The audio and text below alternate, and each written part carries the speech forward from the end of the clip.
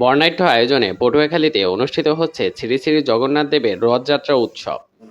শুক্রবার সকালে বৈদিক যজ্ঞানুষ্ঠানের মাধ্যমে শ্রী শ্রী রাধা গোবিন্দ মন্দির ইস্কনে 9 দিনব্যাপী এ উৎসবের সূচনা হয়। এ সময় হাজারো ভক্ত সমাগমে মন্দির চত্বর পরিপূর্ণ হয়ে ওঠে। বিকেলে মন্দিরে আলোচনা সভা ও সাংস্কৃতিক অনুষ্ঠানে অতিথি থাকবেন জেলা প্রশাসক, পুলিশ সুপার, বাংলাদেশ পুজো উদযাপন পরিষদ, হিন্দু বৌদ্ধ খ্রিস্টান ঐক্য পরিষদের নেতৃবৃন্দরা। পরে মন্দির প্রাঙ্গণ থেকে শ্রী শ্রী জগন্নাথ দেবের রথটি যাত্রা শুরু করে শহর প্রদক্ষিণ করবে। এদিকে শহরে পুরানবাজার শ্রী শ্রী মদনমোহন জিও রাখরা বাড়ি থেকে বিকেলে জগন্নাথ দেবকে নিয়ে আরও একটি রথ বের হয়ে শহর প্রদক্ষিণ করবে। এছাড়াও বিভিন্ন উপজেলাতেও রথযাত্রা উৎসব উপলক্ষে রয়েছে নানা আয়োজন। বিশ্ব শান্তির উদ্দেশ্যে হাজার হাজার সনাতন ধর্মাবলম্বী এই উৎসবটি পালন করেন। আগামী 5 জুলাই উল্টো রথ অনুষ্ঠানের মাধ্যমে জগন্নাথ দেব ফিরবেন আপনালয়ে, শেষ হবে এই উৎসব।